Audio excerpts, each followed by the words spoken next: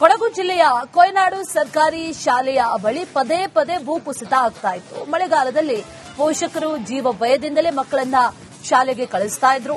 ಇದೀಗ ಶಾಲೆಯನ್ನೇ ಸ್ಥಳಾಂತರ ಮಾಡೋದಕ್ಕೆ ಜಾಗ ಗುರುತಿಸಿ ಭೂಮಿ ಪೂಜೆಯನ್ನ ಮಾಡಲಾಗಿದೆ. ಈ ಕುರಿತಾದಂತಹ ಒಂದು ಸ್ಪೆಷಲ್ ರಿಪೋರ್ಟ್ ನಿಮ್ಮ ಮುಂದೆ.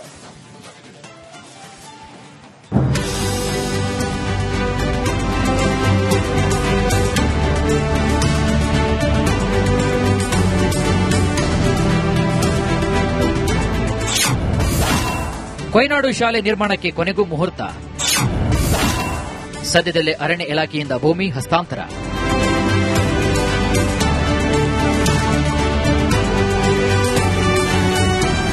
ಕೊಡಗು ಜಿಲ್ಲೆಯ ಮಡಿಕೇರಿ ತಾಲೂಕಿನ ಕೊಯನಾಡು ಗ್ರಾಮದ ಸರ್ಕಾರಿ ಶಾಲೆ ನಿರ್ಮಾಣಕ್ಕೆ ಕೊನೆಗೂ ಕಾಲ ಕೂಡಿ ಬಂದಿದೆ.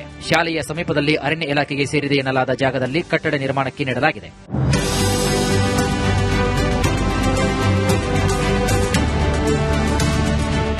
ಹೌದು, 2022 ಹಾಗೂ 2024ರಲ್ಲಿ ಕೊಯನಾಡು ಸರ್ಕಾರಿ ಪ್ರಾಥಮಿಕ ಶಾಲೆ ಮೇಲೆ 2 ಬಾರಿ ಗುಡ್ಡದ ಮಣ್ಣು ಕುಸಿದು ಬಿದ್ದಿತ್ತು. ಇದರಿಂದ ಶಾಲೆಯ ಕೊಠಡಿಗೆ ಹಾನಿಯಾಗಿತ್ತು. ಪ್ರತಿ ಮಳೆಗಾಲದಲ್ಲಿ ಇದೇ ಪರಿಸ್ಥಿತಿ ಸೃಷ್ಟಿಯಾಗ್ತಾ ಇದ್ದು, ಬೇರೆಡೆ ಶಾಲೆ ನಿರ್ಮಾಣಕ್ಕೆ ಪೋಷಕರು ಆಗ್ರಹಿಸ್ತಾ ಇದ್ರು. ಅಂತಿಮವಾಗಿ ಶಾಲೆ ನಿರ್ಮಾಣಕ್ಕೆ ವಿರಾಜಪೇಟೆ ಶಾಸಕ ಎಎಸ್ ಪೊನ್ನಣ್ಣ ಭೂಮಿ ಪೂಜೆ ನೆರವೇರಿಸಿದ್ದಾರೆ. 40 ಲಕ್ಷ ರೂಪಾಯಿ ಹಣವಿದ್ದು ಜಾಗ ಹಸ್ತಾಂತರ ಪ್ರಕ್ರಿಯೆ ಮುಗಿದ ಬಳಿಕ ಕಾಮಗಾರಿ ಆರಂಭಿಸಲಾಗುತ್ತದೆ ಎಂದಿದ್ದಾರೆ. ಈಗ ಅರಣ್ಯ ಇಲಾಖೆಯಿಂದ ಕಂದಾಯ ಇಲಾಖೆಯವರು ಇದನ್ನು ಗುರುತಿಸಿದ್ದಾರೆ. ಅವರು ವರ್ಗಾವಣೆ ಮಾಡಲಿಕ್ಕೆ ಬಿಇಒಗೆ ವರ್ಗಾವಣೆ ಮಾಡಲಿಕ್ಕೆ ಅವರು ತಯಾರಾಗಿದ್ದಾರೆ. ಅರಣ್ಯ ಇಲಾಖೆ ಅವರ ನಮ್ಮ FC ಆಕ್ಟ್ ನಲ್ಲಿ ಕೆಲವು ಪರ್ಮಿಷನ್ ಬೇಕಿದೆಯಲ್ಲ, ಅದು ಬಂದ ತಕ್ಷಣ ನಾವು ಮಾಡಿ ಇಲ್ಲಿ ಕಟ್ಟಡವನ್ನು ನಿರ್ಮಾಣ ಮಾಡ್ತೀವಿ. ಮತ್ತೆ ಅನುದಾನ ಕೂಡ ಹೋದ ವರ್ಷ ಬಂದಿತ್ತು, ಅದನ್ನ ಬಳಸಲಿಕ್ಕಾಗಿಲ್ಲ. ಮತ್ತೆ ಅದನ್ನ ತಂದು ಆ ಕೆಲಸವನ್ನು ಮಾಡ್ತೀವಿ. ಇನ್ನು ಕೊಯನಾಡು ಸರ್ಕಾರಿ ಶಾಲೆಯಲ್ಲಿ LKGಯಿಂದ 7ನೇ ತರಗತಿವರೆಗೆ ಒಟ್ಟು 86 ವಿದ್ಯಾರ್ಥಿಗಳಿದ್ದಾರೆ. ಸದ್ಯಕ್ಕೆ ಭೂಕುಸಿತದಿಂದಾಗಿ 3 ಕೊಠಡಿಗಳಲ್ಲಿ ತರಗತಿಯನ್ನು ನಡೆಸಲಾಗ್ತಾ ಇದೆ. ಇದೀಗ ಭೂಮಿ ಪೂಜೆಯಾದ ಸ್ಥಳದ ಹಿಂಭಾಗದಲ್ಲಿ ಪಯಶ್ಚಿನಿ ನದಿ ಹರಿತಾ ಇದ್ದು ತಡೆಗೋಡೆ ನಿರ್ಮಾಣವಾಗಬೇಕಾಗಿದೆ. ಮುಂಭಾಗದಲ್ಲಿ ರಾಷ್ಟ್ರೀಯ ಹೆದ್ದಾರಿ 275 ಹಾದು ಹೋಗಿದೆ. ಶಾಲಾ ಕಟ್ಟಡ ನಿರ್ಮಾಣಕ್ಕೆ ಇದು ಉತ್ತಮ ಸ್ಥಳವಾಗಿದ್ದು ಅಧಿಕಾರಿಗಳು ಕೂಡಲೇ ಪ್ರಕ್ರಿಯೆ ಆರಂಭಿಸಬೇಕು ಅಂತ ಒತ್ತಾಯ ಕೇಳಿ ಬಂದಿದೆ. ಸಿಕ್ಕಿತು ಅಂತ ನಮ್ಮ ಒಂದು ಶಾಲೆಯ ಹೆಸರಿಗೆ 90 ಸೆಂಟ್ ಜಾಗ ಏನಿದೆ ಅದು ಶಾಲೆಯ ಹೆಸರಿಗೆ ಬಂದ್ರೆ ಆದಷ್ಟು ಶೀಘ್ರದಲ್ಲಿ ಬಂದು ಶಾಲೆಯ ಪುನರ್ ನಿರ್ಮಾಣ ಆಗಿ ಈ ಕೊಯನಾಡು ಸಂಪಾಜೆ ಗ್ರಾಮದ ಜನತೆಗೆ ಪ್ರಾಥಮಿಕ ಶಾಲೆಯ ಒಂದು ಏನು ತೊಂದರೆಗೊಳಗಾಗಿದೆ ಅದು ಸಂಪೂರ್ಣವಾಗಿ ತೊಲಗ್ತದೆ. ಈ ಗ್ರಾಮಸ್ಥರು ಕೂಡ ಎಲ್ಲರೂ ಸಣ್ಣ ಮಕ್ಕಳು ಹಿಡಿದು ಎಲ್ಲರೂ ಕೂಡ ಪುನಃ ನಮ್ಮ ಒಂದು ಹೊಸ ಶಾಲೆಯಲ್ಲಿ ಕೊಯನಾಡು ಶಾಲೆಯಲ್ಲಿ ವಿದ್ಯಾಭ್ಯಾಸ ಮಾಡಲಿಕ್ಕೆ ಅವಕಾಶ ಸಿಗ್ತದೆ. ಒಟ್ಟಿನಲ್ಲಿ ಅರಣ್ಯ ಇಲಾಖೆ ಜಾಗವನ್ನು ಹಸ್ತಾಂತರ ಮಾಡಿ ಕಾಮಗಾರಿ ಆರಂಭವಾದ ಬಳಿಕವಷ್ಟೇ ಪೋಷಕರು ನೆಮ್ಮದಿಯ ನಿಟ್ಟುಸಿರು ಬಿಡುತ್ತಾರೆ. ಅಲ್ಲಿಯವರೆಗೂ ಶಾಲೆಯಲ್ಲಿಯೇ ಮಕ್ಕಳು ವಿದ್ಯಾಭ್ಯಾಸ ನಡೆಸಬೇಕಾಗಿದೆ.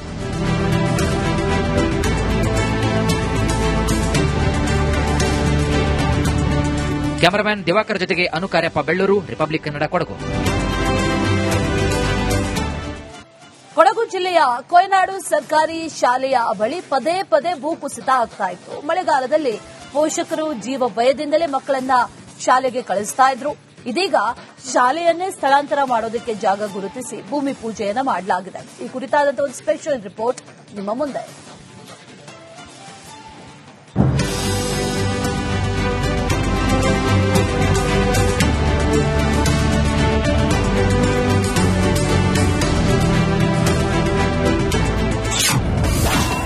ಕೊಯನಾಡು ಶಾಲೆ ನಿರ್ಮಾಣಕ್ಕೆ ಕೊನೆಗೂ ಮುಹೂರ್ತ.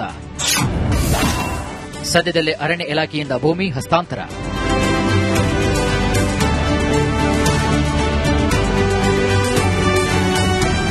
ಕೊಡಗು ಜಿಲ್ಲೆಯ ಮಡಿಕೇರಿ ತಾಲೂಕಿನ ಕೊಯನಾಡು ಗ್ರಾಮದ ಸರ್ಕಾರಿ ಶಾಲೆ ನಿರ್ಮಾಣಕ್ಕೆ ಕೊನೆಗೂ ಕಾಲ ಕೂಡಿ ಬಂದಿದೆ. ಶಾಲೆಯ ಸಮೀಪದಲ್ಲಿ ಅರಣ್ಯ ಇಲಾಖೆಗೆ ಸೇರಿದೆ ಎನ್ನಲಾದ ಜಾಗದಲ್ಲಿ ಕಟ್ಟಡ ನಿರ್ಮಾಣಕ್ಕೆ ನೀಡಲಾಗಿದೆ.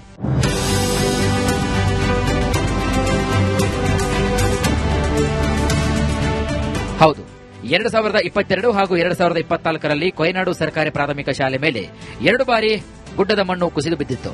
ಇದರಿಂದ ಶಾಲೆಯ ಕೊಠಡಿಗೆ ಹಾನಿಯಾಗಿತ್ತು. ಪ್ರತಿ ಮಳೆಗಾಲದಲ್ಲಿ ಇದೇ ಪರಿಸ್ಥಿತಿ ಸೃಷ್ಟಿಯಾಗ್ತಾ ಇದ್ದು, ಬೇರೆಡೆ ಶಾಲೆ ನಿರ್ಮಾಣಕ್ಕೆ ಪೋಷಕರು ಆಗ್ರಹಿಸ್ತಾ ಇದ್ರು.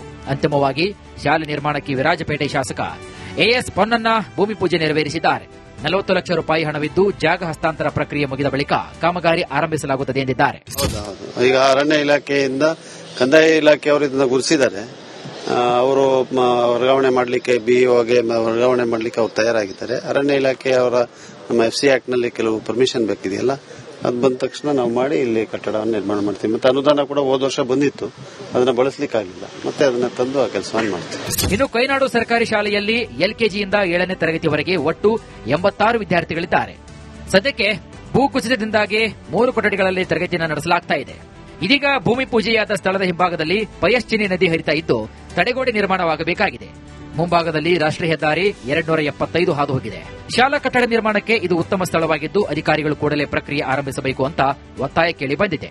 ಸಿಕ್ಕಿತು ಅಂತ ನಮ್ಮ ಒಂದು ಶಾಲೆಯ ಹೆಸರಿಗೆ ಈ 90 ಸೆಂಟ್ ಜಾಗ ಏನಿದೆ ಅದು ಶಾಲೆಯ ಹೆಸರಿಗೆ ಬಂದ್ರೆ ಆದಷ್ಟು ಶೀಘ್ರದಲ್ಲಿ ಬಂದು ಶಾಲೆಯ ಪುನರ್ ನಿರ್ಮಾಣ ಆಗಿ ಈ ಕೊಯ್ನಾಡು ಸಂಪಾಜೆ ಗ್ರಾಮದ ಜನತೆಗೆ ಪ್ರಾಥಮಿಕ ಶಾಲೆಯ ಒಂದು ಏನು ತೊಂದರೆಗೊಳಗಾಗಿದೆ ಅದು ಸಂಪೂರ್ಣವಾಗಿ ತೊಲಗ್ತದೆ.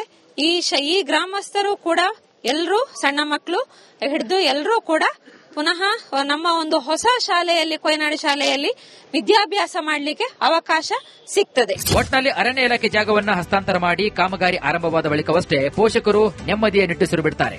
ಅಲ್ಲಿಯವರೆಗೂ ಶಾಲೆಯಲ್ಲಿಯೇ ಮಕ್ಕಳು ವಿದ್ಯಾಭ್ಯಾಸ ನಡೆಸಬೇಕಾಗಿದೆ.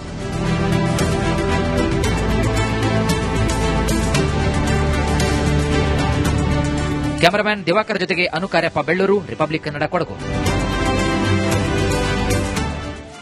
ಕೊಡಗು ಜಿಲ್ಲೆಯ ಕೊಯ್ನಾಡು ಸರ್ಕಾರಿ ಶಾಲೆಯ ಬಳಿ ಪದೇ ಪದೇ ಭೂಕುಸಿತ ಆಗ್ತಾ ಇತ್ತು. ಮಳೆಗಾಲದಲ್ಲಿ ಪೋಷಕರು ಜೀವ ಭಯದಿಂದಲೇ ಮಕ್ಕಳನ್ನ ಶಾಲೆಗೆ ಕಳಿಸ್ತಾ ಇದ್ರು.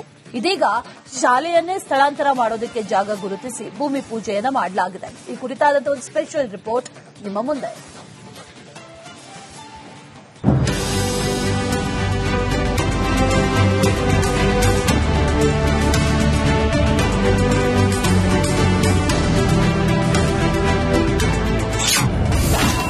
ಕೊಯ್ನಾಡು ಶಾಲೆ ನಿರ್ಮಾಣಕ್ಕೆ ಕೊನೆಗೂ ಮುಹೂರ್ತ. ಸದ್ಯದಲ್ಲೇ ಅರಣ್ಯ ಇಲಾಖೆಯಿಂದ ಭೂಮಿ ಹಸ್ತಾಂತರ.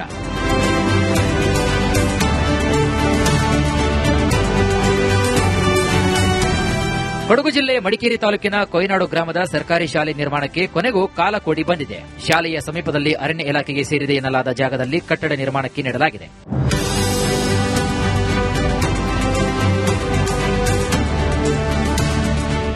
ಹೌದು, 2022 ಹಾಗೂ 2024ರಲ್ಲಿ ಕೊಯ್ನಾಡು ಸರ್ಕಾರಿ ಪ್ರಾಥಮಿಕ ಶಾಲೆ ಮೇಲೆ 2 ಬಾರಿ ಗುಡ್ಡದ ಮಣ್ಣು ಕುಸಿದು ಬಿದ್ದಿತ್ತು. ಇದರಿಂದ ಶಾಲೆಯ ಕೊಠಡಿಗೆ ಹಾನಿಯಾಗಿತ್ತು. ಪ್ರತಿ ಮಳೆಗಾಲದಲ್ಲಿ ಇದೇ ಪರಿಸ್ಥಿತಿ ಸೃಷ್ಟಿಯಾಗ್ತಾ ಇದ್ದು ಬೇರೆಡೆ ಶಾಲೆ ನಿರ್ಮಾಣಕ್ಕೆ ಪೋಷಕರು ಆಗ್ರಹಿಸ್ತಾ ಇದ್ರು. ಅಂತಿಮವಾಗಿ ಶಾಲೆ ನಿರ್ಮಾಣಕ್ಕೆ ವಿರಾಜಪೇಟೆ ಶಾಸಕ ಎಎಸ್ ಪೊನ್ನಣ್ಣ ಭೂಮಿ ಪೂಜೆ ನೆರವೇರಿಸಿದ್ದಾರೆ.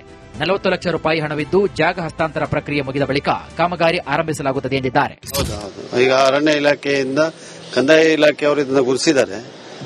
ಅವರು ವರ್ಗಾವಣೆ ಮಾಡಲಿಕ್ಕೆ ಬಿಇಒಗೆ ವರ್ಗಾವಣೆ ಮಾಡಲಿಕ್ಕೆ ಅವರು ತಯಾರಾಗಿದ್ದಾರೆ. ಅರಣ್ಯ ಇಲಾಖೆಯವರ ನಮ್ಮ FC ಆಕ್ಟ್ ನಲ್ಲಿ ಕೆಲವು ಪರ್ಮಿಷನ್ ಬೇಕಿದೆಯಲ್ಲ, ಅದು ಬಂದ ತಕ್ಷಣ ನಾವು ಮಾಡಿ ಇಲ್ಲಿ ಕಟ್ಟಡವನ್ನು ನಿರ್ಮಾಣ ಮಾಡ್ತೀವಿ. ಮತ್ತೆ ಅನುದಾನ ಕೂಡ ಹೋದ ವರ್ಷ ಬಂದಿತ್ತು, ಅದನ್ನ ಬಳಸಲಿಕ್ಕಾಗಿಲ್ಲ, ಮತ್ತೆ ಅದನ್ನ ತಂದು ಆ ಕೆಲಸವನ್ನು ಮಾಡ್ತೀವಿ. ಇನ್ನು ಕೊಯ್ನಾಡು ಸರ್ಕಾರಿ ಶಾಲೆಯಲ್ಲಿ ಎಲ್ಕೆಜಿಯಿಂದ 7ನೇ ತರಗತಿವರೆಗೆ ಒಟ್ಟು 86 ವಿದ್ಯಾರ್ಥಿಗಳಿದ್ದಾರೆ. ಸದ್ಯಕ್ಕೆ ಭೂಕುಸಿತದಿಂದಾಗಿ 3 ಕೊಠಡಿಗಳಲ್ಲಿ ತರಗತಿಯನ್ನು ನಡೆಸಲಾಗ್ತಾ ಇದೆ. ಇದೀಗ ಭೂಮಿ ಪೂಜೆಯಾದ ಸ್ಥಳದ ಹಿಂಭಾಗದಲ್ಲಿ ಪಯಸ್ಚಿನಿ ನದಿ ಹರಿತಾ ಇದ್ದು ತಡೆಗೋಡೆ ನಿರ್ಮಾಣವಾಗಬೇಕಾಗಿದೆ. ಮುಂಭಾಗದಲ್ಲಿ ರಾಷ್ಟ್ರೀಯ ಹೆದ್ದಾರಿ 275 ಹಾದು ಹೋಗಿದೆ. ಶಾಲಾ ಕಟ್ಟಡ ನಿರ್ಮಾಣಕ್ಕೆ ಇದು ಉತ್ತಮ ಸ್ಥಳವಾಗಿದ್ದು ಅಧಿಕಾರಿಗಳು ಕೂಡಲೇ ಪ್ರಕ್ರಿಯೆ ಆರಂಭಿಸಬೇಕು ಅಂತ ಒತ್ತಾಯ ಕೇಳಿ ಬಂದಿದೆ. ಸಿಕ್ಕಿತು ಅಂತ ನಮ್ಮ ಒಂದು